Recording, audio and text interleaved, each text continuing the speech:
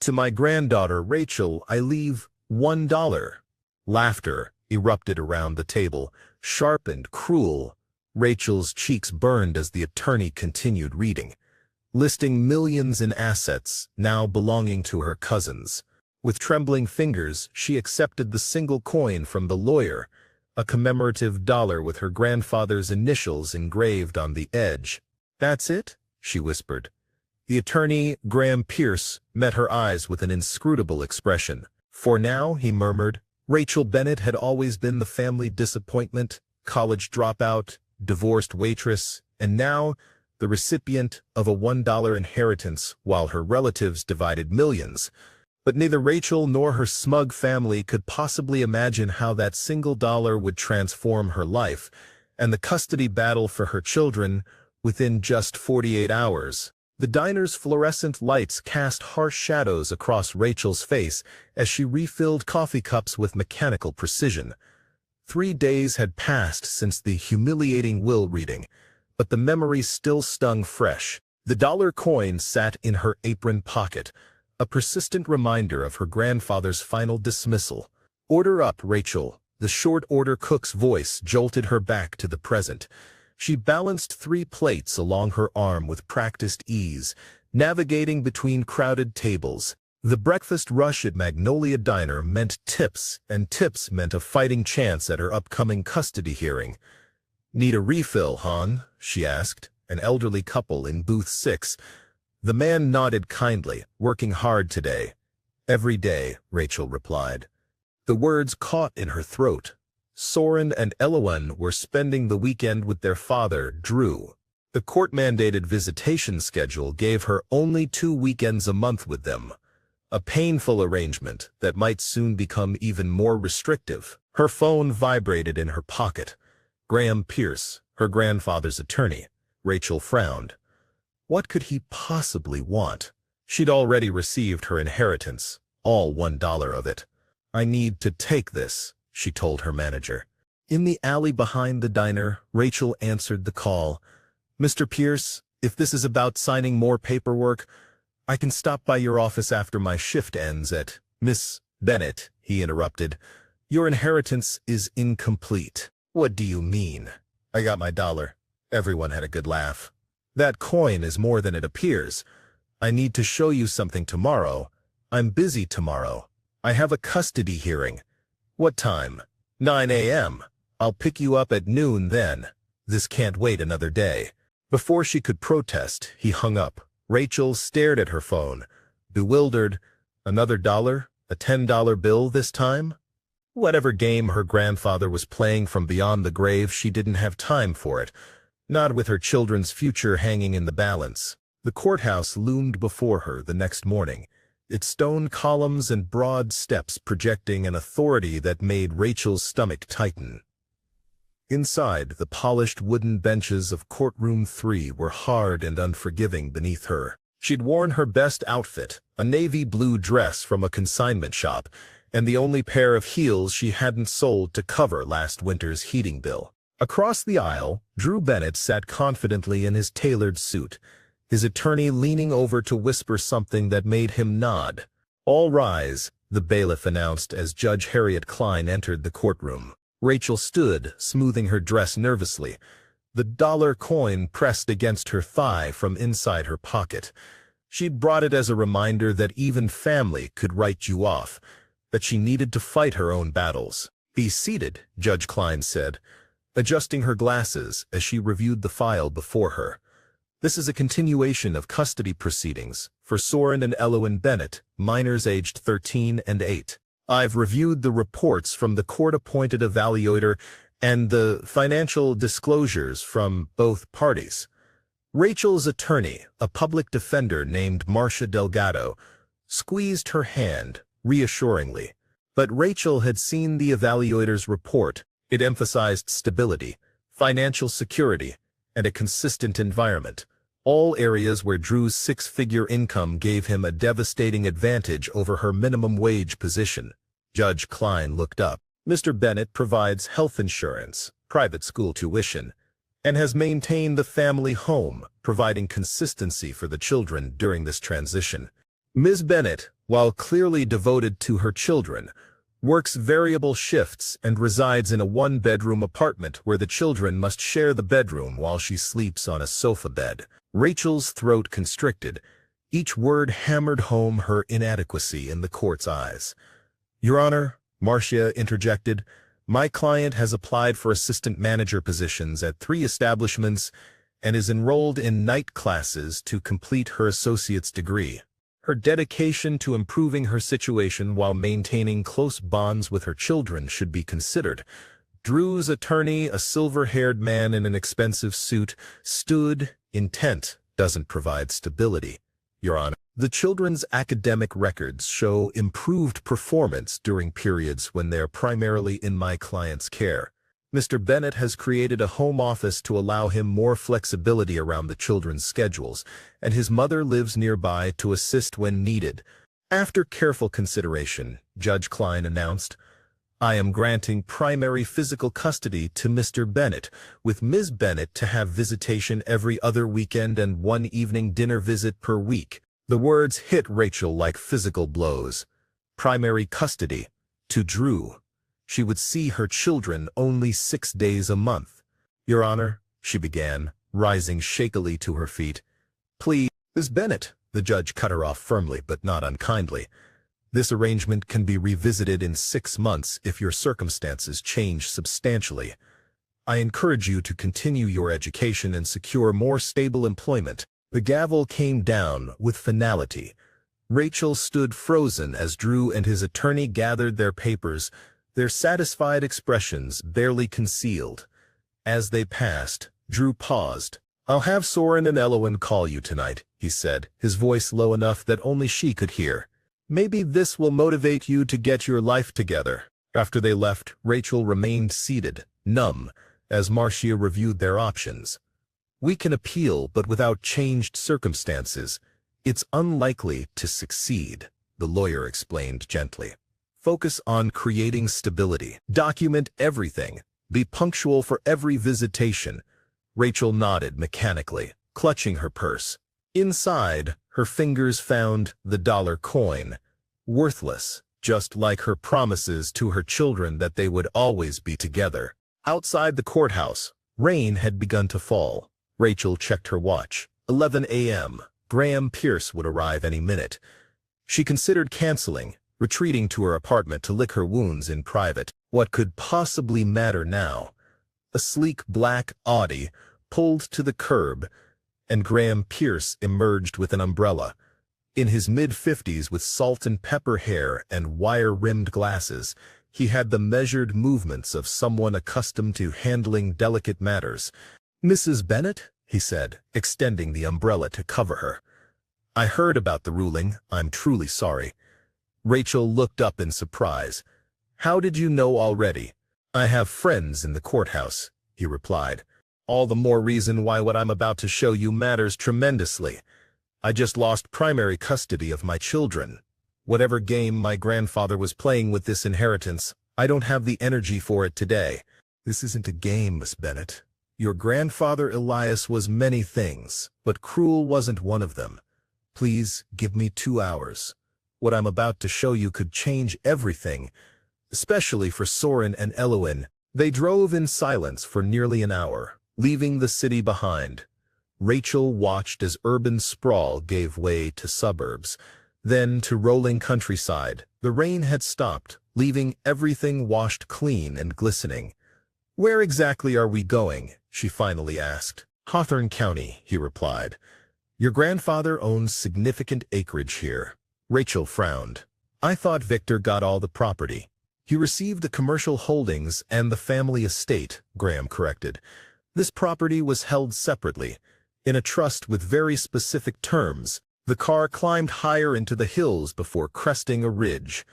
Graham pulled over at a scenic overlook and turned off the engine. "Before we go further," he said, turning to face her, "I need to see the coin." Rachel hesitated, then withdrew the dollar from her pocket. Holding it up, Graham nodded. "May I?" She handed it over, watching as he examined it closely, turning it to catch the light on the engraved initials. "Elias Bennet was a visionary," Graham said, and much more sentimental than people realized. Did you know he kept every letter you wrote him when you were a child? He did? In a lockbox in his study. He was particularly fond of the one where you designed a perfect town for your school project. You were 10, I believe. I remember that, Rachel said softly. He helped me research it. We spent an entire Saturday at the library looking up sustainable architecture. He never forgot that day, or your design. He gestured toward the windshield. Look down there. Rachel leaned forward, gazing into the valley below. At first, she saw only forest and a glinting ribbon of river. Then she noticed small structures scattered throughout the trees, connected by winding paths. Solar panels glinted on rooftops. A larger building stood near what appeared to be a small dam on the river. What is that? She asked. That is Hawthorne Haven. Your inheritance. He started the car again, continuing down the winding road that descended into the valley. Rachel's mind raced. This couldn't be real. If her grandfather had left her property, why the charade with the dollar? Why the secrecy? As they approached the valley floor, a gate came into view. Simple but elegant wrought iron, with Hawthorne Haven arched across the top. Graham stopped, rolled down his window, and pressed the coin into a circular indentation beside a keypad. The gate swung open silently. The coin is the key, Graham explained. Quite literally. I don't understand.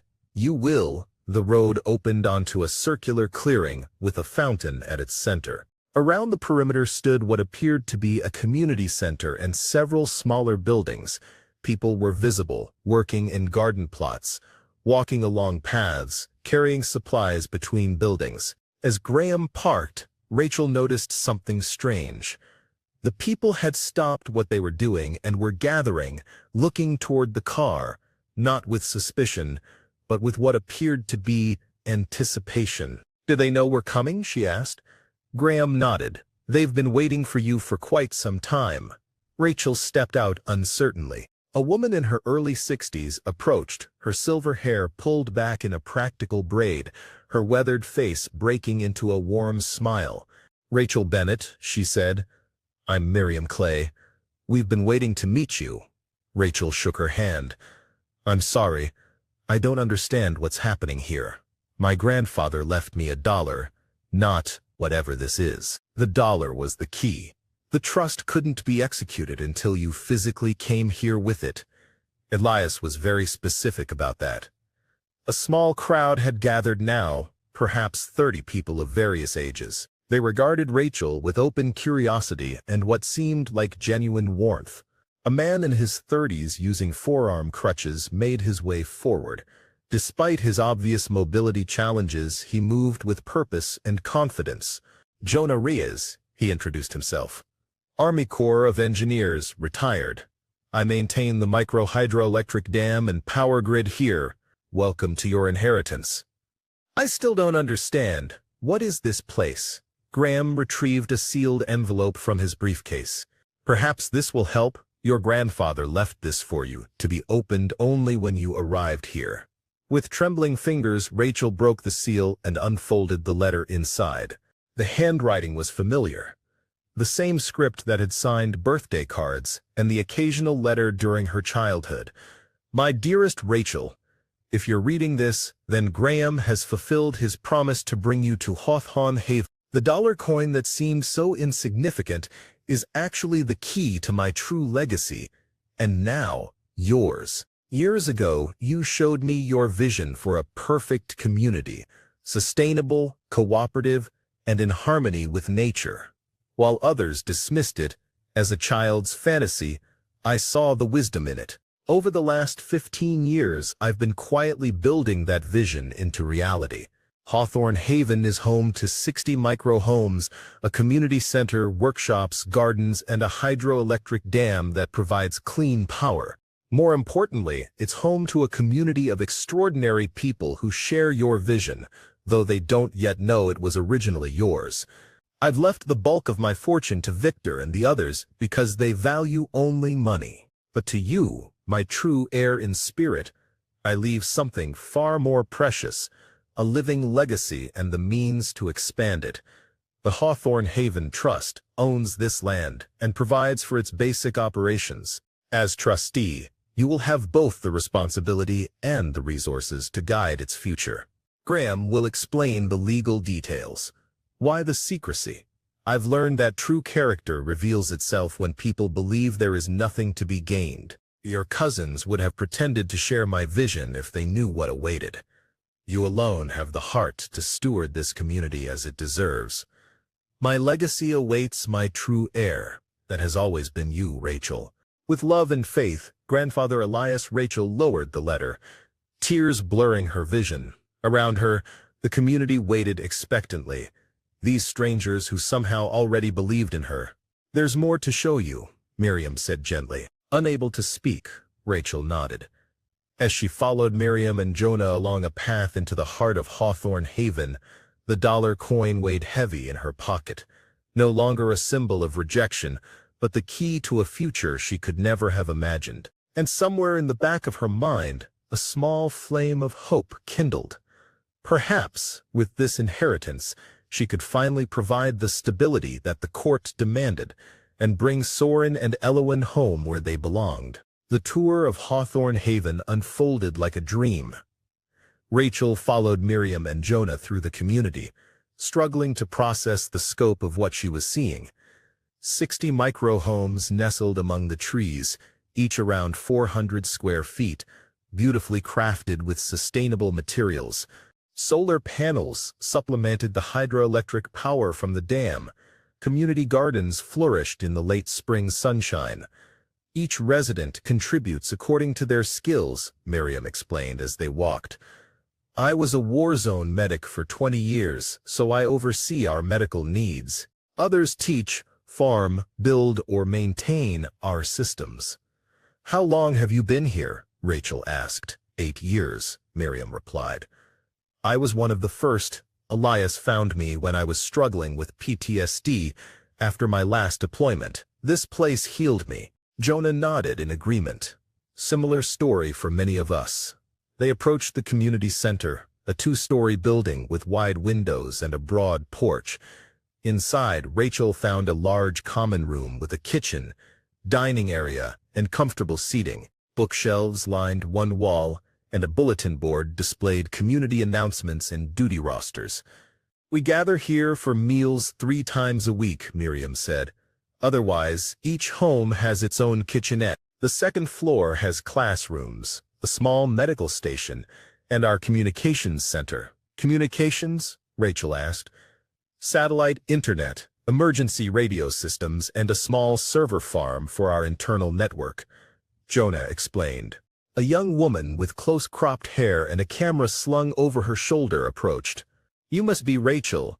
I'm Zuri Okafor, environmental journalist. I've been documenting the wildlife restoration in the valley for a magazine feature. Rachel shook her hand. So, you don't live here? Just visiting for a few months. I'm camping near the eastern boundary, studying the ecosystem. Your grandfather gave me permission before he passed. Everyone, give Rachel some space, Miriam gently intervened, noting Rachel's overwhelmed expression. She's had quite a day already. Graham stepped forward. Perhaps we should show Rachel the dam control station. That's where the coin's second function comes into play. They left the community center and followed a path to the river where a small dam created a reservoir upstream. The control station was a modest building of concrete and steel, humming with the sound of turbines. This is where it gets interesting, he said. The control system requires 2 forms of authentication, a physical key and a digital code. He indicated a small coin-shaped slot beside the panel. Your dollar is the physical key. Rachel withdrew the coin, examining it with new understanding. And the code? That's the brilliant part. Only Elias knew it, and he never shared it with anyone. Not even me. He said his heir would know. How would I possibly know a code he never told me? He insisted you would, he said. It was something only the 2 of you shared. Rachel hesitated, then carefully inserted the coin into the slot. The panel illuminated, revealing a keypad and a prompt, "Enter passcode." She stared at it, mind racing. What code could her grandfather have expected her to know?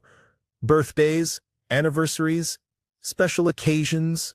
"What happens if I get it wrong?" she asked. 3 failed attempts will lock the system for 24 hours, Jonah explained. "But don't worry. The dam operates on redundant systems. This is just for administrative access." Rachel closed her eyes, thinking about her grandfather. What number would he have chosen that only she would know? Then it came to her, the day they'd spent researching sustainable communities. She'd been exactly 10 years and 43 days old. Her grandfather had teased her about being a decade and change. Slowly, she entered her birth date, October 17, 1983. The screen flashed green. "Access granted. Welcome, trustee." Jonah whistled low. He was right. You did know. The screen changed to display a system overview. Power generation stats, water levels, security systems in the corner. A notification blinked. "New trustee recognized. Secure files unlocked." "What files?" Rachel asked. "These would be the trust documents," Graham explained, scanning the list. "Everything you need to understand your role as trustee." "This is overwhelming.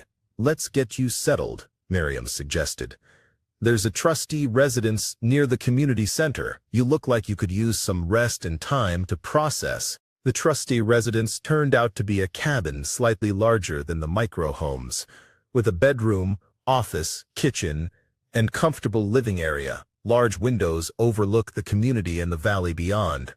"Your grandfather stayed here when he visited," Miriam explained. "The fridge is stocked, and there are fresh linens on the bed." Left alone, Rachel wandered through the cabin, trailing her fingers over furniture her grandfather had used. On the desk in the office, she found framed photographs, one of herself as a child sitting on Elias's lap, another of the valley before development began. She sank into the desk chair, emotionally exhausted.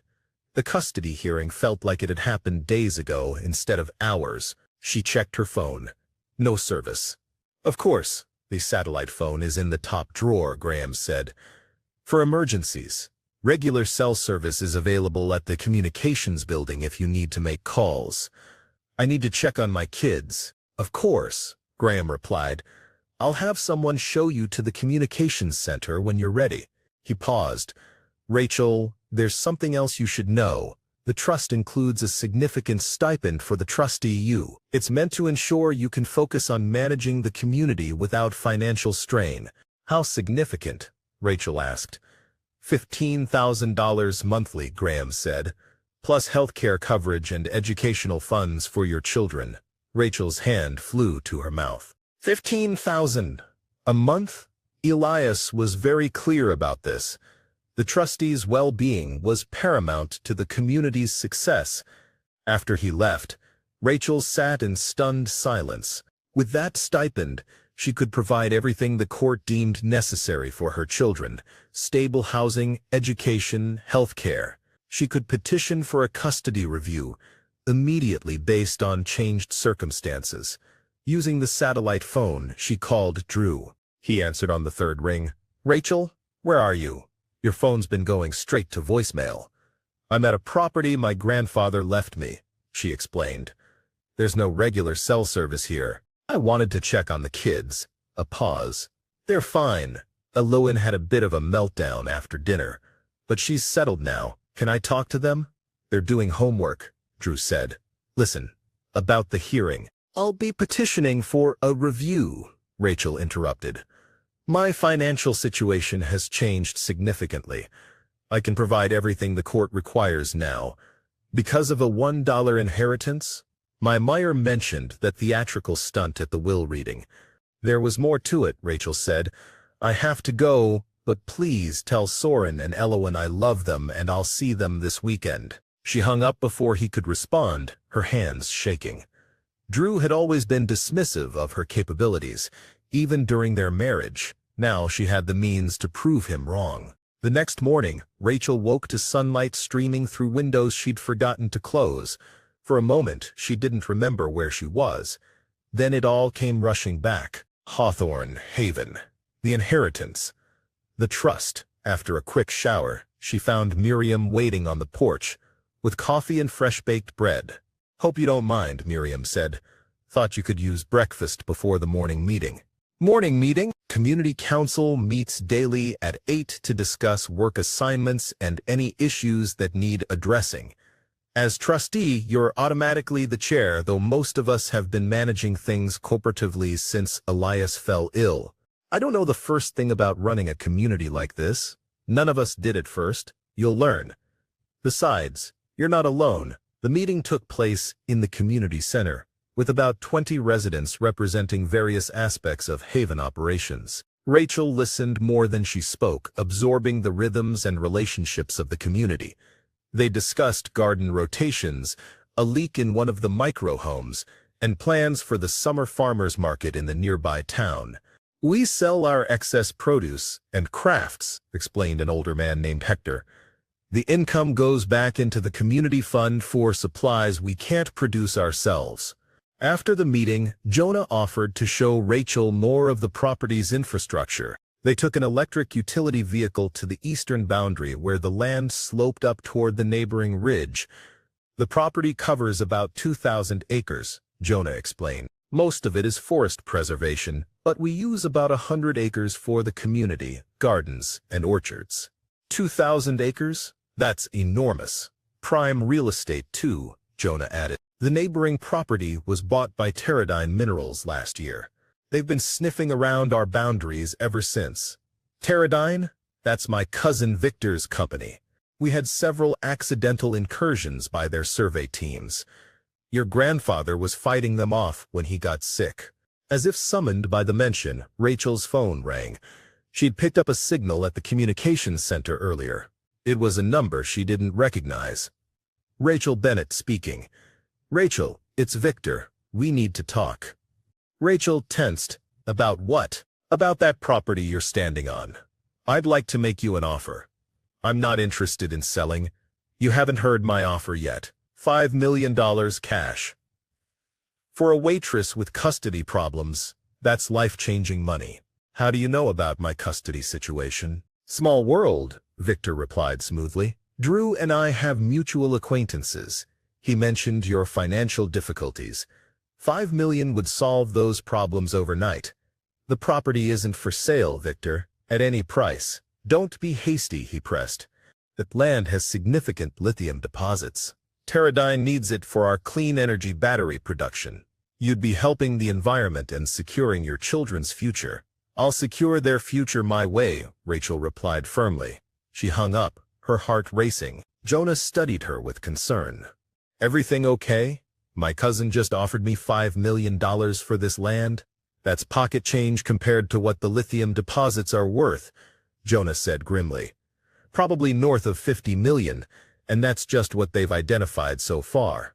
Rachel's eyes widened. 50 million? Why do you think your grandfather protected this land so carefully? It wasn't just about the community, it was about keeping these resources out of corporate hands. He gestured to the valley around them. "This ecosystem is rare and fragile. Mining would destroy it and contaminate the watershed for decades." They returned to the community center where Graham was waiting with a stack of documents. "I've prepared the paperwork to notify the court of your changed circumstances," he explained. "With the trustee's stipend and the housing provided here, you have a strong case for custody reconsideration." Rachel signed where indicated. "How soon can we file?" "Today," Graham promised. "There's something else," Rachel said, explaining Victor's call. "He mentioned lithium deposits. He's also apparently in contact with my ex-husband. Victor's ruthless in business. If he wants this land, he won't stop at one phone call. He offered $5 million. This land cannot be sold without unanimous consent from all residents, plus the trustee. It's deliberately structured to prevent exactly this scenario. Good, because I have no intention of selling my grandfather's legacy or my own." That weekend brought Rachel's first scheduled visitation with her children since the custody ruling. Drew would bring them to Hawthorne Haven for the day, a prospect that filled Rachel with both excitement and anxiety. How would they react to this place, to the dramatic change in her circumstances? She spent Friday preparing the trustee cabin, making up the sofa bed for Soren and arranging Elowen's favorite stuffed animals on the daybed in the office. Rachel paced the gravel parking area, watching for Drew's silver SUV. She baked cookies, something she rarely had time for in her apartment, and asked Hector for the freshest strawberries from the garden. Saturday morning dawned clear and warm. When it finally appeared, her heart leapt to her throat. The vehicle had barely stopped when the passenger door flew open and Elowen tumbled out, her dark curls bouncing. At 8, she was all energy and curiosity, though her greeting was more subdued than usual. A quick hug before stepping back to eye the surroundings warily. Soren emerged more slowly, 13 and increasingly conscious of his dignity. His resemblance to Drew was striking, the same straight nose and serious eyes, but he had Rachel's copper-red hair. He offered a stilted "Hey, Mom." Drew stepped out last, his expression a carefully constructed mask of neutrality that didn't quite hide his curiosity. "This is unexpected," he said. "Your grandfather left you this place?" "It's called Hawthorne Haven," Rachel explained. "Grandfather Elias built it as a sustainable community. I'm the trustee now." Drew raised an eyebrow. "Trustee? That sounds like responsibility without ownership." "It comes with a substantial stipend," Rachel replied. "I've already filed for a custody review based on my changed circumstances. I'll pick them up at 7. After he drove away, Rachel turned to her children with forced brightness. "Want the grand tour? There's a treehouse library you might like, Elowen.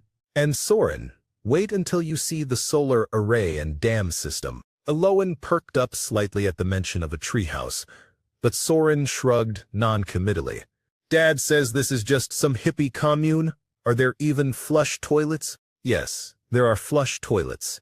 And high-speed internet, hot showers, and everything else you're used to, just in a more sustainable package."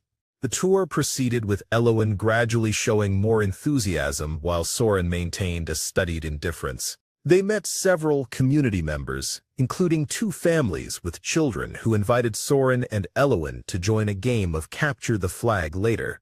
"Can I play, Mom?" Elowen asked. "Of course," Rachel said.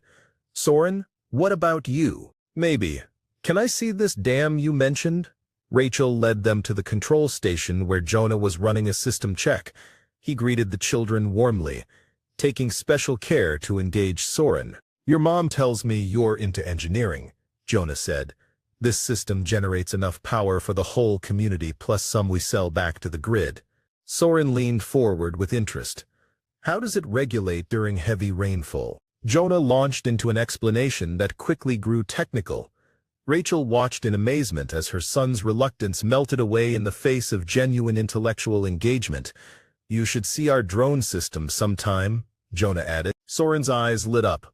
"You have drones? I built one for my science club last semester." "No kidding? You'll have to tell me about it." By evening, the visit had evolved beyond Rachel's cautious hopes. Elowen had joined the Capture the Flag game and made fast friends with a 9-year-old girl named Maya. Soren had spent 2 hours with Jonah discussing engineering concepts and had even agreed to return to the dam the following weekend to help with drone monitoring. As they ate dinner on the cabin's porch, watching fireflies begin to rise from the meadow, Elowen asked the question Rachel had been waiting for. "Are we going to live here with you, Mom?" "I'm working on it, sweetie. I've asked the judge to look at our case again." Soren frowned. "But what about school, my friends? The robotics competition is next month." "We'd figure all that out," Rachel assured him. "There's a learning center here, but you could still attend your current school if that's what you want. It's about a 40-minute drive." "Dad says this place will probably get shut down," Soren said. "He says it's built on valuable mining land and that your cousin's company will take it over eventually." "Your father doesn't have all the information," she said carefully. "This land is protected by a very solid legal trust. It's not going anywhere." The sound of tires on gravel announced Drew's early return. Rachel walked the children to the parking area, her heart heavy with the impending separation. "I love you both so much," she said, hugging them tightly. "I'll see you next weekend, and we'll finish exploring." Elowen hugged back fiercely. "I want to come back," Maya said. "I could help in the butterfly garden." Soren was more reserved but managed a small smile. "The drone thing sounds cool." After they climbed into the SUV, Drew approached Rachel. "Quite the fantasy world you've found yourself in," he said. "Just don't get too comfortable. Victor Hawthorne isn't known for taking no for an answer, and he's convinced this land is rightfully his. Is that why you've been talking to him about me, planning how to undermine my custody petition?" "I'm being practical, Rachel. A settlement with Teradyne would secure our children's future better than this experiment in communal living." "You mean it would secure your future?" Rachel retorted. "What did he promise you? A finder's fee? Consulting contract? Or just the satisfaction of watching me fail again?" "You always were naive," Drew sighed, turning away. "Some things never change." As the SUV disappeared down the access road, Rachel stood alone in the gathering dusk, a familiar sense of powerlessness threatening to overwhelm her. But something had changed. She was no longer the woman who had stood broken outside that courtroom. She had resources now, and responsibility not just to her children, but to this entire community. For 2 weeks, life at Hawthorne Haven fell into a rhythm that felt increasingly natural to Rachel. Mornings began with community council meetings, followed by work with Graham on legal matters and learning the operational details of the trust. Afternoons often found her helping in the gardens or spending time with residents, absorbing their stories and skills. The custody petition had been filed, with a preliminary hearing scheduled for the following month. Rachel spoke with Soren and Elowen nightly via the satellite connection at the communications center, their conversations growing warmer as the children's excitement about Hawthorne Haven overcame the initial resistance Drew had fostered. Tonight, Rachel sat at the desk in the trustee cabin, reviewing the trust's financial statements with growing astonishment. Beyond the physical property and the trustee's stipend, the trust held substantial investments, enough to ensure Hawthorne Haven's operations for decades. Her grandfather had created something truly sustainable, in every sense of the word. A knock at the door interrupted her thoughts. Zuri stood on the porch, camera in hand, expression troubled. "Sorry to bother you so late," she said, "but I found something concerning during my boundaries survey today." She connected her camera to Rachel's laptop, pulling up images of men in Teradyne uniform examining the dam's spillway structure. The photos were clearly taken with a telephoto lens from a hidden position. "They were measuring and taking water samples," Zuri explained. Rachel studied the images. "When was this?" "This afternoon, around 3. I was photographing kingfishers when I spotted them." "Did they see you?" "I'm pretty good at staying hidden when I need to. Comes with the territory as a wildlife photographer." Rachel immediately called Jonah, who arrived within minutes, his face grim as he viewed the photos. "This isn't good," he said. "That's the emergency release system. They have no legitimate reason to be documenting that." "Could they sabotage it?" Rachel asked. Jonah's silence was answer enough. "We need to increase security," Rachel decided. "Zuri, would you be willing to set up some trail cameras along that boundary?" "Jonah, can we program the drones for night surveillance?" Both agreed readily. By midnight, they had implemented a makeshift security system. Trail cameras at strategic points, drones programmed for automated patrol flights, and a volunteer rotation for physical checks every 4 hours. "I'll take the first watch," Jonah offered. "Get some sleep, Rachel. We've done what we can for tonight." But sleep proved elusive. Rachel lay awake, replaying Victor's phone call in her mind. $5 million had seemed like an astronomical sum 2 weeks ago. Now, understanding the true value of the land and the community it supported, she recognized it for what it was, an insultingly low offer designed to capitalize on her presumed desperation. The next day brought heavy rain, a summer storm that swelled the river and kept most residents indoors. Rachel met with Graham in the community center to discuss the boundary incursion. "We should file a trespassing complaint," Graham advised. "Will that deter them?" Rachel asked skeptically. "Probably not," Graham admitted. "But it creates legal leverage. More practically, I suggest we expedite the physical boundary marking project. The trust allows for security measures. They spent the morning drawing up plans for property line reinforcement. A combination of fencing, natural barriers, and clear signage. By afternoon, the rain had intensified, drumming on the metal roof of the community center where residents had gathered for an impromptu movie screening for the children and board games for the adults. Rachel was halfway through a game of chess with Miriam when her phone rang. "Jonah, you need to come to the dam control station," he said, his voice tight with urgency. The rain had turned the paths to mud, but Rachel ran anyway, arriving breathless and soaked at the control building. Inside, Jonah hunched over monitors displaying water level readings that pulsed an angry red. "The levels are rising too fast," he explained. "The automatic spillway should have opened, but it's not responding." "Could it be a mechanical failure?" Rachel asked. "Possibly, but unlikely. We did a full system check last week." Jonah pulled up another screen, showing a camera feed of the spillway itself. Through the sheeting rain, they could see the gates remained closed despite the rising water. "What happens if they don't open?" "Eventually, the dam overtops," Jonah said grimly. "At best, we lose power generation. At worst, structural damage, flooding downstream where most of the homes are located." "Can they open it manually?" "Yes, but someone has to physically go to the spillway control mechanism. In this weather, that's dangerous. How long do we have? At this rate? Maybe 2 hours before Rickett'll." "What do you need?" Jonah grabbed a waterproof tablet and a set of tools. "Someone to assist on site while I try to override the system remotely." "I'm going with you," she interrupted. "This is my responsibility too." They took the utility vehicle as far as they could, then continued on foot through the driving rain to the spillway structure, a concrete edifice jutting from the dam face with a metal access door. Inside, the mechanical room housed the manual override controls. Jonah examined the system. "The control arm is physically blocked. This was deliberate." Rachel helped him remove the obstruction, her hands numb with cold and fear. Outside, the rain continued to pound, and the roar of water through the dam's turbines had taken on a higher, more dangerous pitch. With the bar removed, Jonah attempted to activate the manual release, but the mechanism groaned and stuck. "Corrosion," he muttered. "Can it be fixed?" "Not quickly enough." Jonah thought for a moment. "There's another way. The emergency floodgates on the west side. They're purely mechanical, no electronics to hack, no complex mechanisms to sabotage."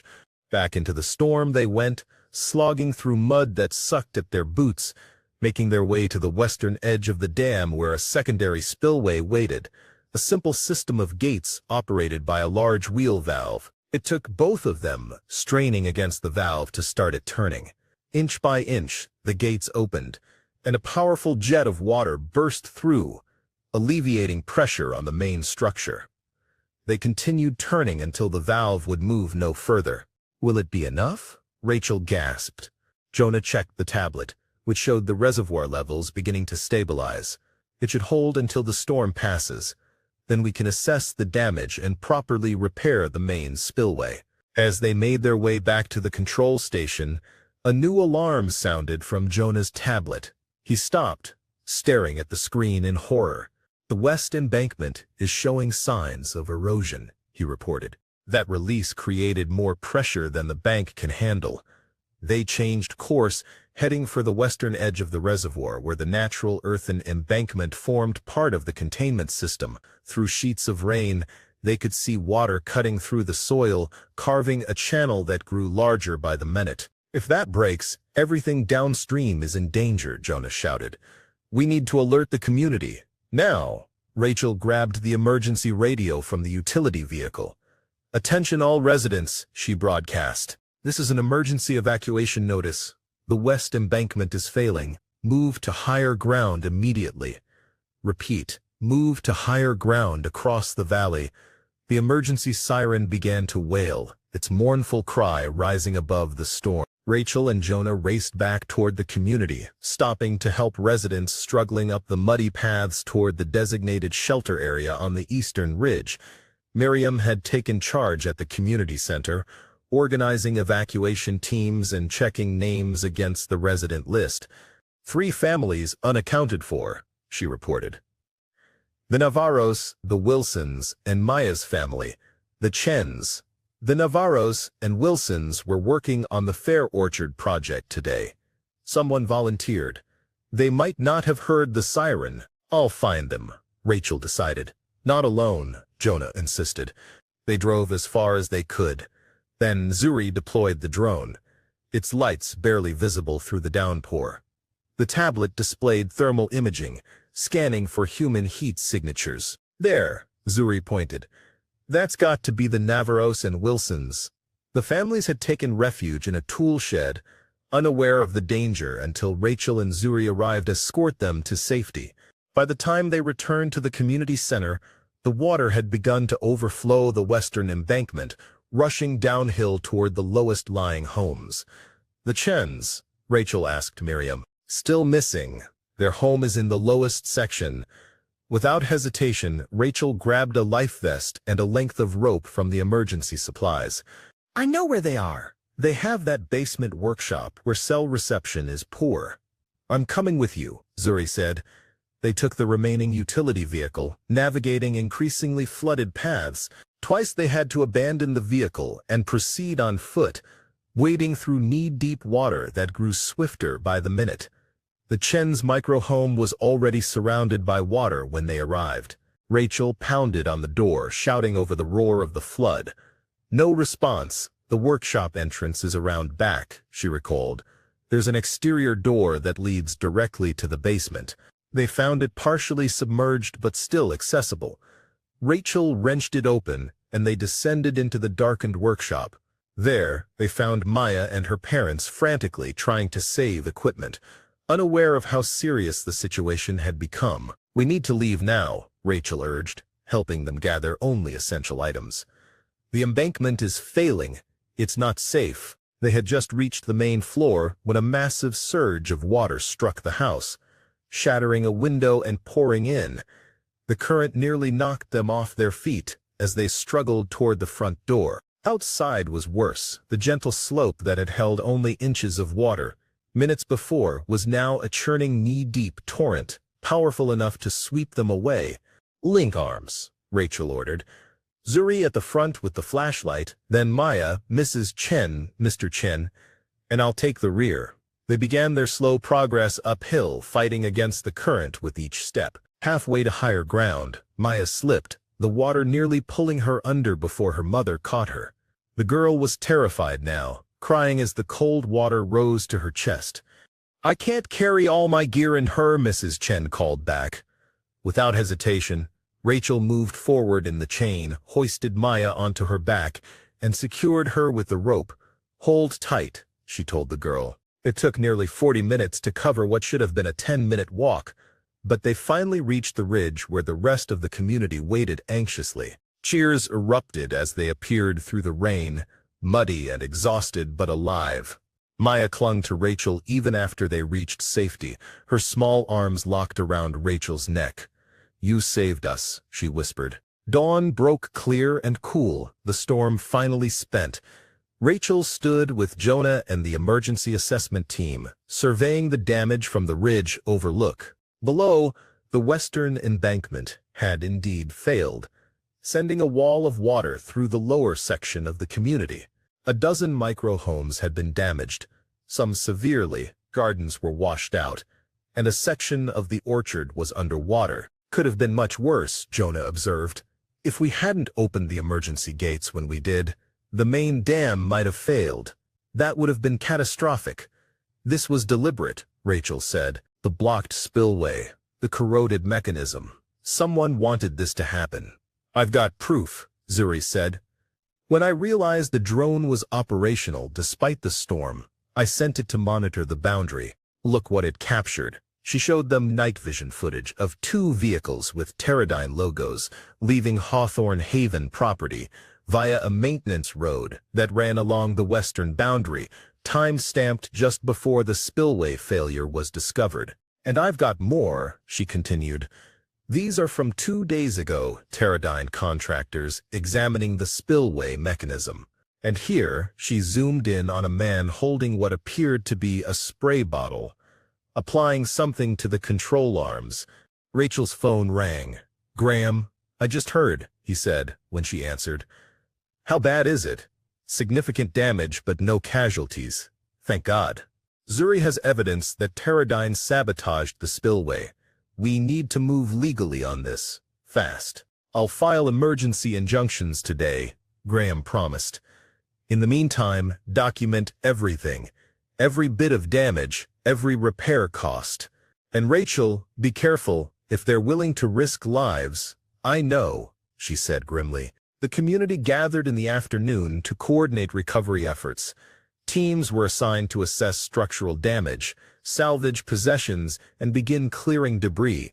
Despite the destruction, spirits remained remarkably high, a testament to the resilience Elias had fostered in this place. As Rachel worked alongside residents, clearing mud from one of the damaged homes, her phone rang again. "Drew? Rachel, what's going on?" "Soren just showed me a news alert about flooding at some eco-village in Hawthorne County." "Is that where you are? Are you okay?" "I'm fine. There was some damage, but everyone's safe." "The kids are worried sick. What happened?" "The dam's spillway was sabotaged. We have evidence that Teradyne Minerals was responsible." "Victor's company? Why would they?" "Because he wants this land, Drew. He offered me $5 million for it 2 weeks ago. When I refused, he apparently decided on more aggressive tactics." "The kids want to see you, to make sure you're okay." "The road is partially washed out," Rachel said. "It'll be at least 2 days before it's passable again. What if we come as far as we can? Maybe meet halfway?" "That could work. The main road is clear up to the county line. There's a ranger station there. Tomorrow at noon, I'll be there." After hanging up, Rachel wondered at the change in Drew's tone. Was he genuinely concerned, or was this another angle in whatever game he and Victor were playing? That evening, as residents gathered in the community center for a hot meal and progress reports, Soren called on the satellite phone. "Mom, are you really okay? We saw videos of the flooding online." "I'm fine, sweetheart. Just tired and muddy. Dad says your cousin tried to hurt people. Is that true?" "We have evidence that Teradyne employees tampered with the dam. We don't know if Victor ordered it directly." "That's messed up," Soren said. "Dad says we're coming to see you tomorrow." "I can't wait," Rachel told him. "Mom," Soren's voice dropped to a near whisper. "I've been working on something. A drone modification for search and rescue. Would it help if I brought it?" "That would be amazing, Soren. We could definitely use it." After the call, Rachel joined Jonah at a table where he was reviewing repair estimates. "How bad?" she asked. "The homes can be fixed. We have the materials and skills. The embankment is the bigger challenge. We need heavy equipment and possibly engineering approval from the county." "Cost?" Jonah grimaced. "Conservatively, 100,000. The trust has it, but it's still a major expense." Rachel nodded, thinking of the $5 million Victor had offered, a sum that now seemed both inadequate for what this land was worth and blood money for what his company had done. "We'll rebuild better than before," she decided, "and we'll make sure everyone knows exactly what Teradyne did here." Zuri joined them, her camera still in hand. "I've been in touch with my editor. They want the story. Corporate sabotage endangering an eco-community. With the evidence we have, it could make national news." "Do it," Rachel authorized. "But wait until after we file the legal injunctions. I want everything in the book." The ranger station parking lot was nearly empty when Rachel arrived the following day. She'd borrowed Miriam's truck, one of the few vehicles undamaged by the flooding. After a sleepless night and a morning of coordinating repair teams, she was exhausted but buoyed by the prospect of seeing her children. Drew's silver SUV pulled in minutes later. Before he had fully stopped, Elowen was tumbling out the door and racing toward Rachel, her face a mixture of worry and relief. "Mom," she cried, "we saw the flood on Dad's computer. Were you scared? Did your house get washed away?" Rachel held her daughter tightly. "The trustee cabin is on higher ground, so it's fine. And yes, I was scared, but everyone worked together to stay safe." Soren approached more slowly, a large backpack slung over his shoulder. "The news said the dam was damaged on purpose. Is that true?" "We have evidence suggesting that, yes," Rachel confirmed. Drew stood back, watching the reunion with an unreadable expression. The news reports mentioned Teradyne specifically. "Victor called me this morning, absolutely livid about the accusations." "We have video footage and photographs," Rachel said flatly. "Teradyne contractors on our property, tampering with the spillway mechanism. The evidence is being submitted to the EPA and local authorities today." "Look, I know Victor can be aggressive in business, but endangering lives? That's criminal." "Yes, it is," Rachel agreed. Elowen tugged at her hand. "Can we still visit?" "Dad said the road is broken. But if your dad is willing, you could come with me now. The ranger station has a boat that can take us across the lake, and from there it's just a short hike to the community." "Please, Dad," Elowen pleaded. Drew hesitated. "I have meetings this afternoon." "I brought my drone," Soren said suddenly. "All right, when should I pick them up?" "The road should be passable by tomorrow afternoon," Rachel said. "So I can have them back here by 4. "Rachel, for what it's worth, I'm glad you're safe, and I may have misjudged what your grandfather left you."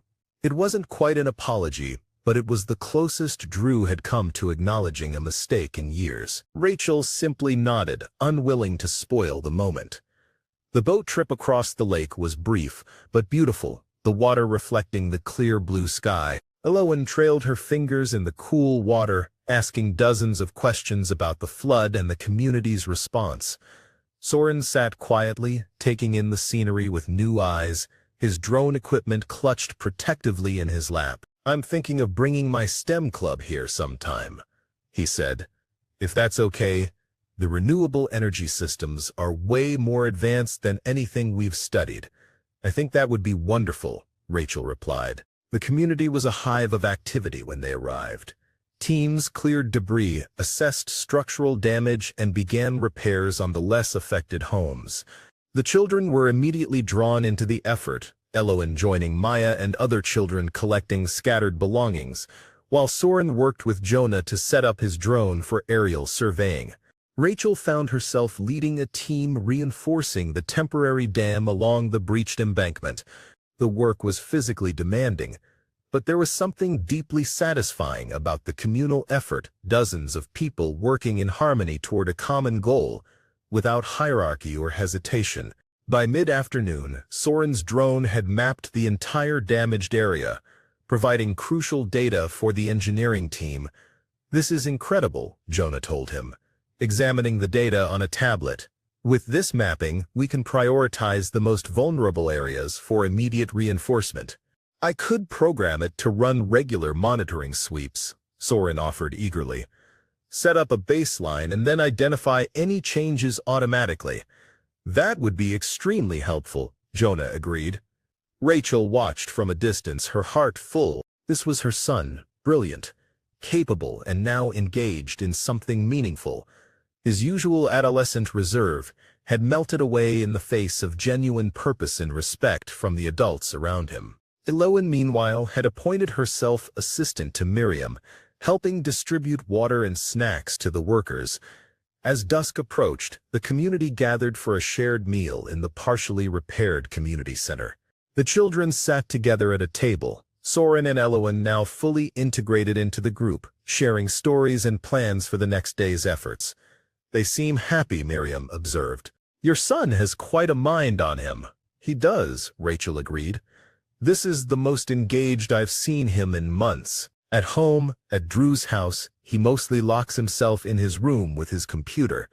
Purpose is a powerful thing, especially for young people. They need to feel useful, to know their contributions matter. After dinner, Jonah approached with news. The turbine room inspection is complete. There's something you should see. Rachel followed him to the dam structure, where engineers had been assessing damage to the power generation system. We found something unexpected during the inspection, Jonah explained, leading her to a section of floor near the main control panel. Water pressure shifted some equipment, revealing this. He pointed to what appeared to be a metal plate set into the concrete floor, nearly invisible until recently. A circular indentation was clearly visible in its center, the exact size of Rachel's dollar coin. "Another lock," Rachel murmured. "Seems your grandfather had more secrets," Jonah agreed. Rachel carefully placed the coin in the indentation. A soft click, and the plate shifted, revealing a recessed handle. Together, they lifted the heavy cover, exposing a small chamber beneath the floor. Inside sat a strong box of brushed steel, weatherproof and secured with another coin-shaped lock. They brought the box to the surface, where Rachel once again used the dollar to open it.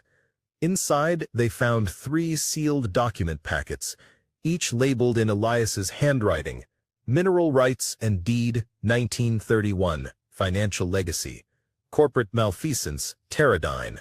With trembling fingers, Rachel opened the first packet. It contained a yellowed deed dated 1931, granting all mineral and subsurface rights to Elias's grandfather, rights that had passed through the family to Elias himself, and now to Rachel as trustee. This predates modern mining claims, Jonah realized. It supersedes any prospecting permits Teradyne might have obtained. They have no legal right to the lithium deposits, regardless of surface access. The second packet contained a USB drive and a handwritten letter. Rachel read it aloud. "My dear Rachel, if you're reading this, you've discovered what I hope will be the financial foundation for Hawthorne Haven's future. The enclosed drive contains access credentials to a cryptocurrency wallet established in 2013. At that time, I invested a modest sum in what was then an experimental technology. That investment has grown substantially. As of my last accounting, the wallet contains the equivalent of $42 million, royalties from my green patents and shrewd investments, converted to ensure they remain beyond corporate reach. Use these funds wisely to protect and expand our vision. With love and faith in you, Grandfather Elias." Rachel stared at the letter in disbelief. $42 million? Your grandfather was always ahead of his time, Jonah said. The third packet proved the most damning, detailed documentation of Teradyne's environmental violations spanning 2 decades, soil samples, water testing results, internal memos obtained through whistleblowers, and photographic evidence of illegal toxic waste dumping on properties adjacent to the Hawthorne family holdings. This is why Victor wants this land so badly, Rachel realized. Not just for the lithium, but to cover up what they've done.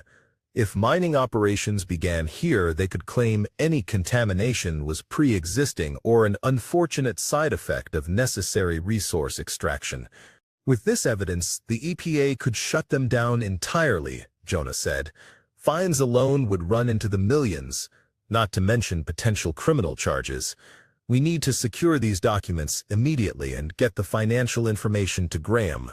With these resources, we can rebuild Hawthorne Haven better than before and fight Teradyne on equal footing.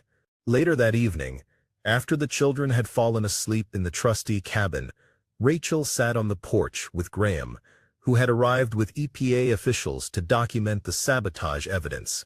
"The cryptocurrency verification will take a few days," Graham explained. "What does this mean for the custody situation?" Rachel asked. "It changes everything," Graham assured her. Financial stability was the court's primary concern. With the trustee stipend already established and now this additional security, plus stable housing and a supportive community, you have an extremely strong case for primary custody. Rachel glanced through the window at her sleeping children. Soren had insisted on staying to help with additional drone surveys, while Elowen had been adopted as an honorary member of Maya's family. They fit here, in a way they never had in her small apartment. Victor won't give up easily, she warned. The mineral rights alone are worth fighting for, never mind what the environmental violations could cost Teradyne. No, he won't, Graham agreed. But neither will we. The next week passed in a blur of activity. The emergency road repairs were completed, allowing heavy equipment to reach the community.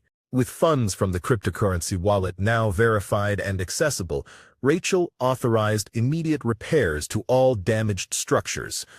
Word of Teradyne's sabotage had spread through local media, and volunteers from neighboring communities arrived daily to help with rebuilding efforts. The breached embankment was reinforced with proper engineering oversight, and the dam's spillway was not only fixed but upgraded with additional security measures. Zuri's photographs and drone footage had been published in a major environmental magazine, bringing national attention to both the attack and the innovative community that had weathered it. Rachel's custody petition moved forward rapidly, with a hearing scheduled just 3 weeks after the flooding. Drew, surprisingly, had become less combative in their communications, allowing the children to spend additional days at Hawthorne Haven to help with the recovery effort. Whether this represented a genuine change of heart or strategic positioning ahead of the custody hearing remained to be seen. Soren and Elowen thrived in the community environment. Soren's drone program had been officially integrated into Hawthorne Haven's monitoring systems, and he spent hours working with Jonah and the engineering team. Elowen had appointed herself assistant gardener, helping Hector plant new seedlings to replace those lost in the flood, giving each plant a name and a whispered encouragement. On a warm Saturday morning, as Rachel supervised the planting of new orchard rows, Victor arrived unannounced. His black Tesla crawled along the newly repaired main road, looking alien among the practical trucks and utility vehicles. Rachel watched warily as he emerged, dressed in a business-casual outfit that still managed to look out of place among the work clothes of the community. "Quite the operation you've got going," he remarked, approaching Rachel. "What do you want, Victor?" Rachel asked. "Your company is facing multiple investigations and lawsuits because of the sabotage. You're not welcome here. That's precisely why I've come to discuss a settlement, one that would benefit all parties." "I'm listening." Teradyne is prepared to offer $20 million for Hawthorne Haven, plus an additional $5 million in direct compensation to residents affected by the unfortunate flooding incident. "Unfortunate incident," Rachel repeated incredulous. "Your contractors deliberately sabotaged the dam, endangering dozens of lives. That's not an incident, it's a crime. Allegations that would be difficult and expensive to prove in court. Meanwhile, my offer would provide immediate compensation and allow residents to relocate to more conventional housing." "The offer is rejected," Rachel said. "This land isn't for sale at any price. And we have more than allegations, we have video evidence, sworn testimony, and documentation of years of environmental violations by Teradyne." "What documentation?" "Grandfather Elias kept meticulous records," Rachel informed him. "Soil samples, water testing, internal memos from Teradyne whistleblowers. Enough to interest not just the EPA but the Department of Justice." "You're bluffing." "Am I?" "The EPA agents were quite interested in the materials we provided. I believe they're executing search warrants at Teradyne offices as we speak." "This is a mistake, Rachel. You don't want me as an enemy." "You became my enemy when you tried to destroy my community," Rachel replied. "Now, I suggest you leave before I call the sheriff about another trespassing violation." Victor turned without another word, stalking back to his Tesla. As he drove away, Miriam joined Rachel, passing her a bottle of water. That went about as expected. "He'll escalate," Rachel predicted. "The evidence we have could destroy Teradyne completely." "Then we'd better be prepared," Miriam agreed. Rachel's prediction proved accurate, sooner than expected. 3 days later, a county board meeting was hastily convened to review the mineral rights documentation Rachel had submitted. Victor appeared with Teradyne's corporate counsel, challenging the validity of the 1931 deed. The document in question has not been properly maintained in county records, Teradyne's lawyer argued. It appears to have been filed originally, but subsequent required renewals were never recorded. The board, composed primarily of local business owners and longtime residents, appeared sympathetic to Teradyne's position. Suspiciously so, Rachel thought, noting how several members avoided eye contact during the proceedings. Graham fought valiantly, presenting historical records and legal precedents, but the board voted 4-3 to invalidate the mineral rights deed pending further legal review, effectively freezing Rachel's claim while allowing Teradyne's existing permits to remain active. "You bought them off?" Rachel fumed. "Did you see how Thompson and Kingsley wouldn't even look at us? Their campaigns have probably been funded by Teradyne for years." "It's a setback," Graham acknowledged. "We'll appeal to the state court immediately." Meanwhile, the environmental violations evidence is entirely separate from the mineral rights issue. The EPA investigation continues regardless. The next morning brought more trouble. Residents arriving with supply trucks reported that the main access road had been blockaded at the county line by private security contractors claiming to be enforcing the board's decision. "They've stationed armed guards," Jonah reported after investigating. "They're allowing residents to leave but requiring inspection of all incoming vehicles for unauthorized mining equipment." "It's a siege tactic," Miriam realized. "Controlling access to wear us down." Rachel called Graham immediately. "We need an emergency injunction. They can't blockade a private road based on a mineral rights dispute." "Already on it," Graham assured her. "I've got a judge reviewing the filing now. In the meantime, how are supplies?" "We're good for at least 2 weeks," Rachel calculated. The blockade remained in place, despite Graham's legal efforts. The local judge, another longtime recipient of Teradyne's community generosity, delayed ruling on the emergency injunction, citing the complexity of the case. 5 days into the blockade, Rachel was in the dam control room with Jonah, reviewing security measures, when Soren burst in, breathless with excitement. "Mom, the coin, I figured it out." "What coin, sweetie?" Rachel asked. "Grandfather's dollar," Soren explained impatiently. "It's not just a key, it's a map." He pulled out a magnifying glass and the coin. "Look at the edge where his initials are engraved. I was examining it for my STEM project on security systems, and I noticed there's more than just... There's a sequence of tiny marks, coordinates." Rachel took the magnifying glass, squinting at the coin's edge. Sure enough, nearly invisible to the naked eye, a series of numbers and letters were inscribed alongside Elias's initials. "Jonah, do these look like coordinates to you?" she asked. He studied the markings, then nodded slowly. "They could be. Let me check." He entered the sequence into the control room computer, pulling up a topographical map of Hawthorne Haven. "These point to a location beneath the main community center, about 20 feet below ground level. The community center has a basement, but it's not that deep." "No, but it was built on the foundation of an older structure," Jonah said, checking historical records on the computer.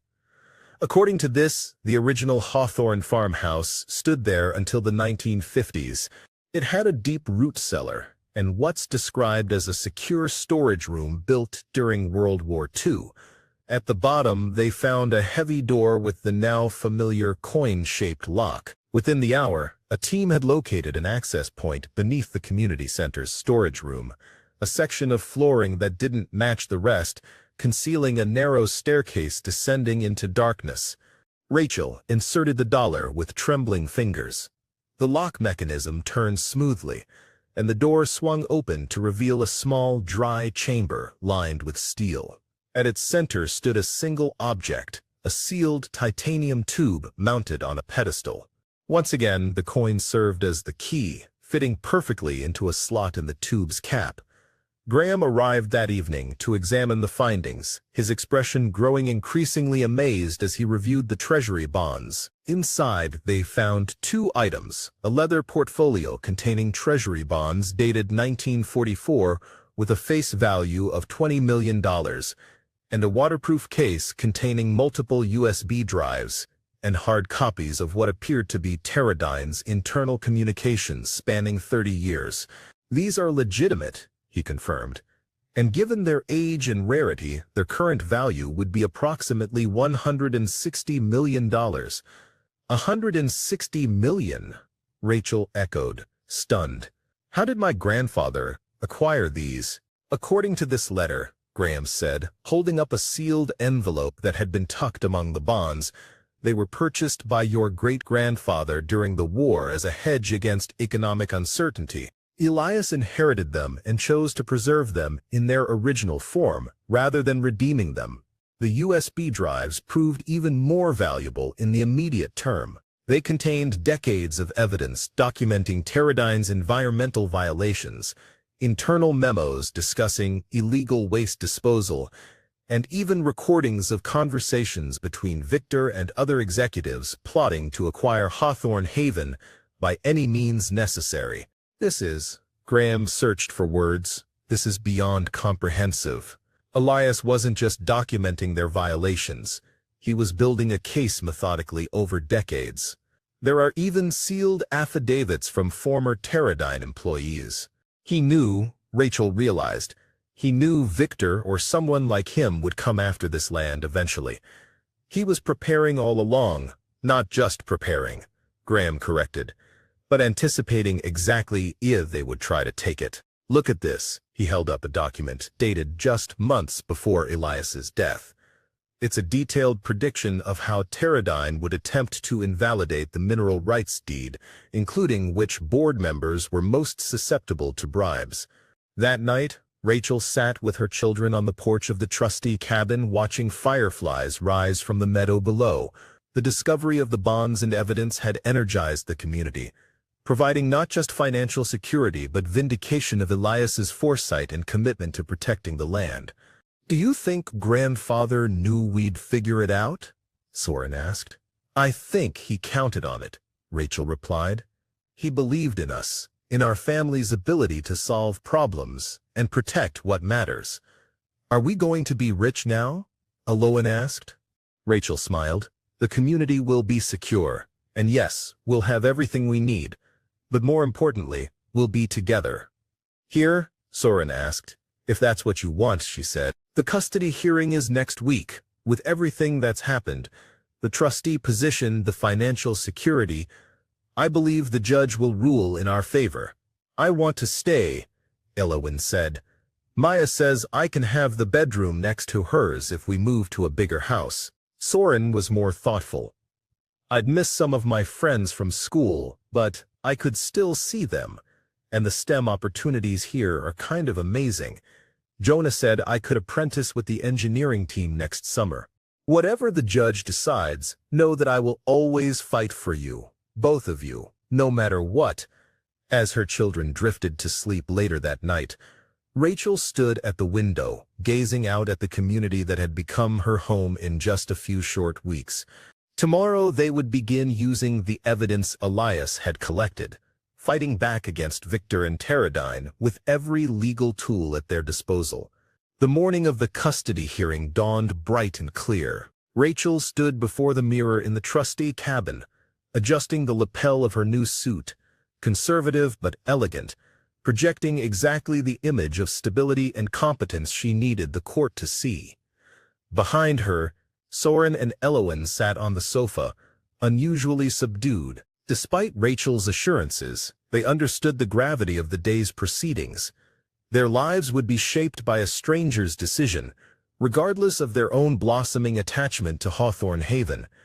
You both look so grown up, Rachel said. Elowen, in a blue dress that matched her eyes, fidgeted with the ribbon in her hair. What if the judge says no? What if we have to stay with Dad most of the time? Rachel knelt before her daughter. Then we'll make the most of every moment we have together. But I believe the judge will see that this is where you belong, with me, in a community that loves you both. Soren, uncomfortable in a dress shirt and tie, cleared his throat. Dad's been different lately. Less, I don't know, controlling? He even said last week that your inheritance was impressive. That's like the first positive thing he's said about you in forever. Your father is a complicated man, Rachel said carefully. "But I believe he wants what's best for you, even if we disagree about what that is." A knock at the door announced Graham's arrival, in his impeccable suit, with a briefcase full of documentation supporting Rachel's petition. He projected confidence that helped settle her nerves. "Ready?" he asked. "As I'll ever be," Rachel replied. The drive to the courthouse was quiet, each lost in their own thoughts. 2 months ago, Rachel had stood in that same building, defeated and hopeless as a judge granted Drew primary custody. Today, she returned transformed, not just financially secure, but emotionally stronger, the leader of a community that had weathered the crisis and emerged more unified than before. Drew waited on the courthouse steps with his attorney, his expression unreadable. "Good luck," he said to Rachel. "Whatever happens, the kids have been happier these past few weeks than I've seen them in a long time."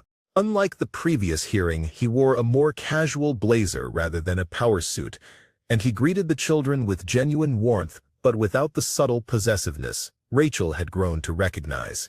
Inside, the same Judge Klein presided, her sharp eyes taking in Rachel's transformed appearance. "I understand we're here to review custody arrangements based on changed circumstances," she began. Graham presented their case methodically.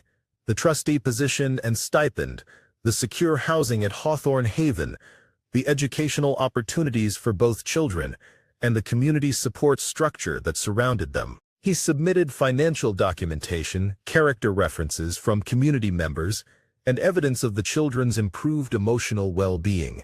"Most compellingly, Your Honor," Graham concluded, "the children themselves have expressed a strong preference for residing primarily with their mother at Hawthorne Haven, where they have formed meaningful connections and engaged in enriching activities tailored to their individual interests." Drew's attorney presented a more muted case than before, acknowledging the changed circumstances while arguing for a more balanced time-sharing arrangement rather than a complete reversal of the previous order.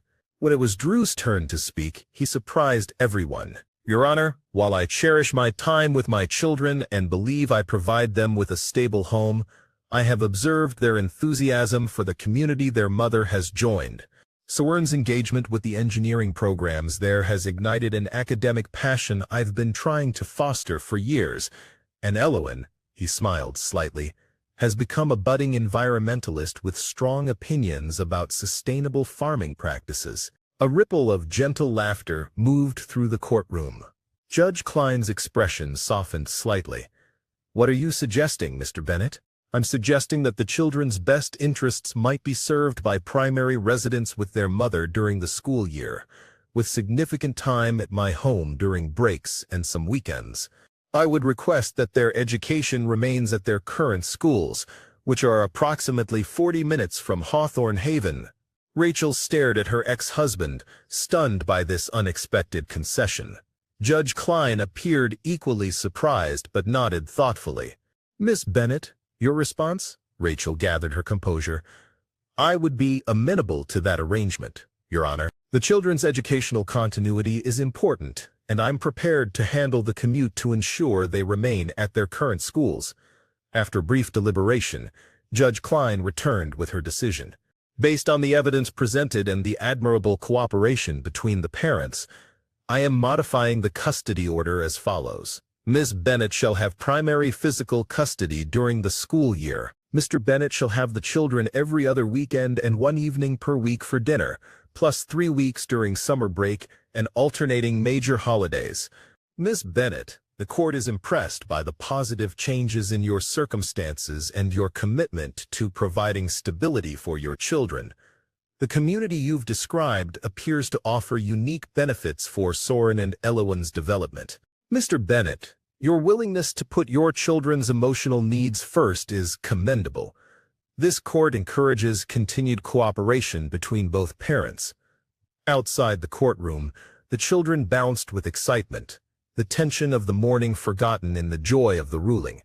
As they chatted with Graham about when they could move their belongings to Hawthorne Haven, Drew approached Rachel. "Thank you," she said.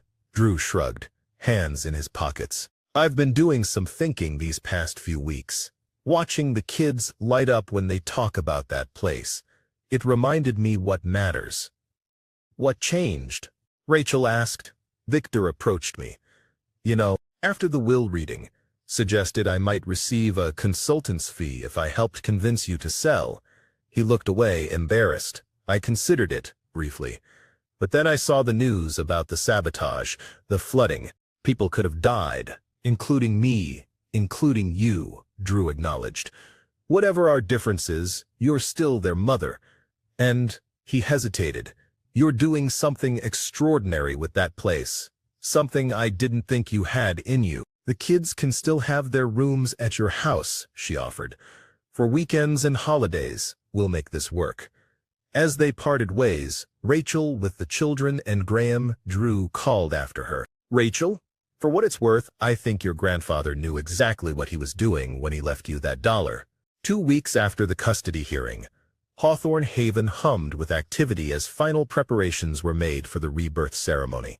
The rebuilt dam now powered expanded capacity for the community, and the hillside once devastated by flooding had been transformed with a row of flood-resistant straw bale homes, christened Elias Row.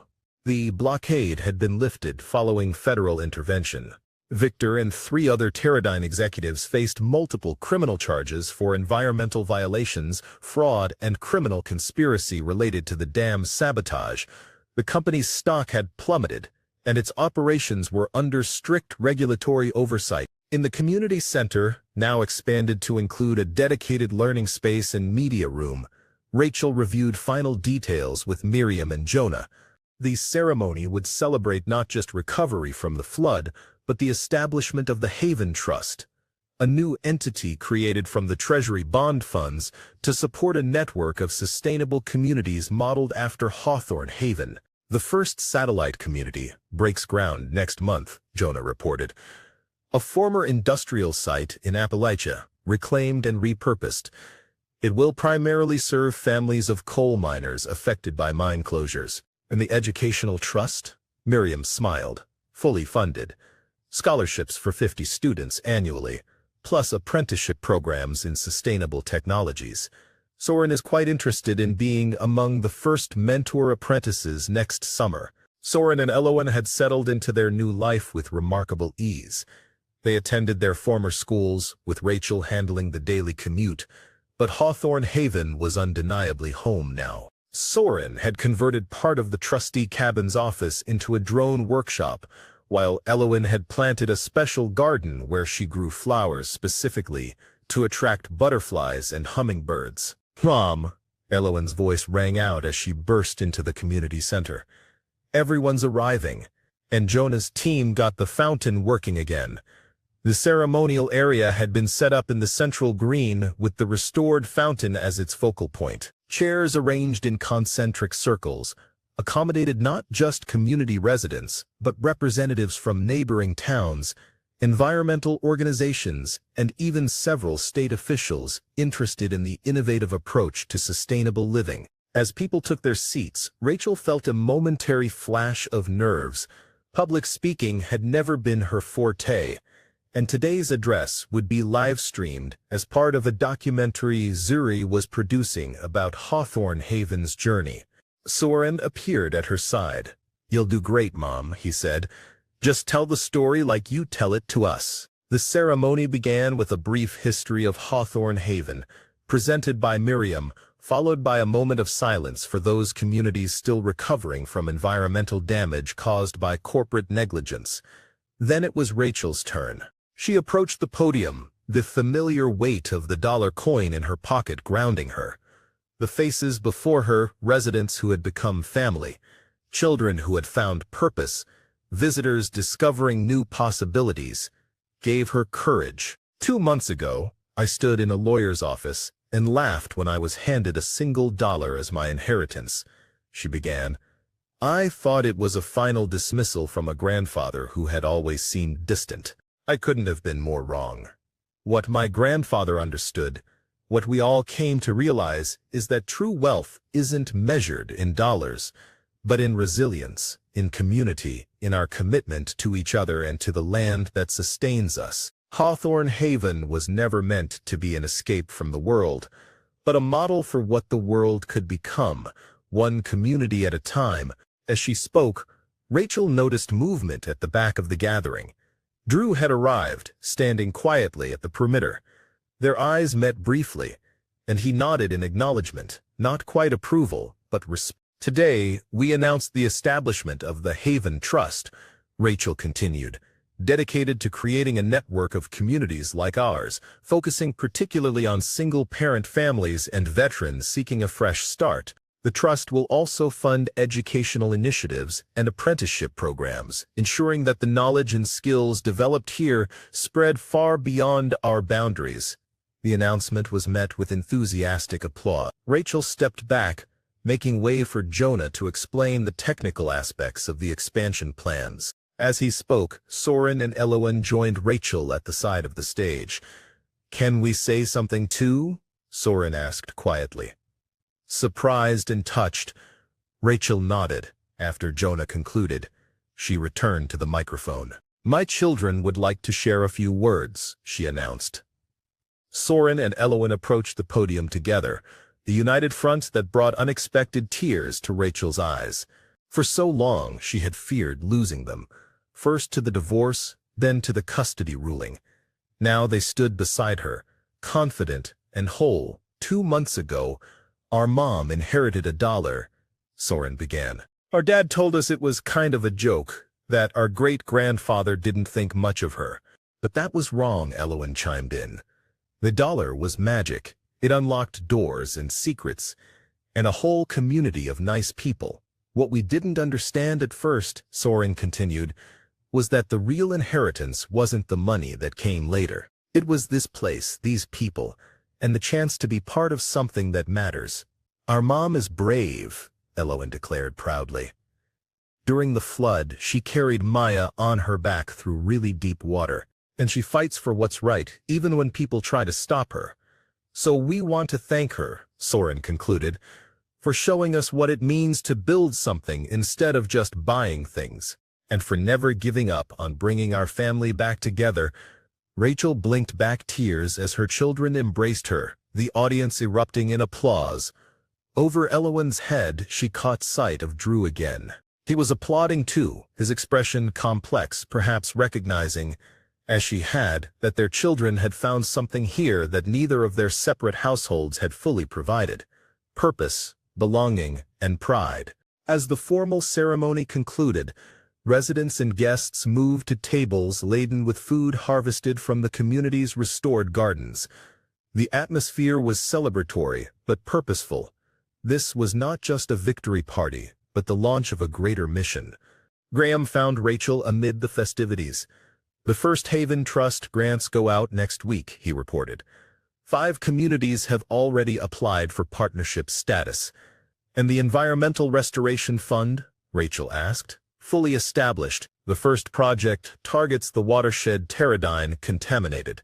Cleanup begins next month." Rachel smiled, satisfied. Justice had many forms: legal, environmental, personal. Victory over Pteridine was sweet, but the true triumph was transforming that victory into something constructive rather than merely punitive. Rachel watched as Elowen taught other children a dance she had invented, while Soren surprised everyone by joining a group of teenagers manning the sound equipment, his usual reserve melting away among peers who valued his technical skills.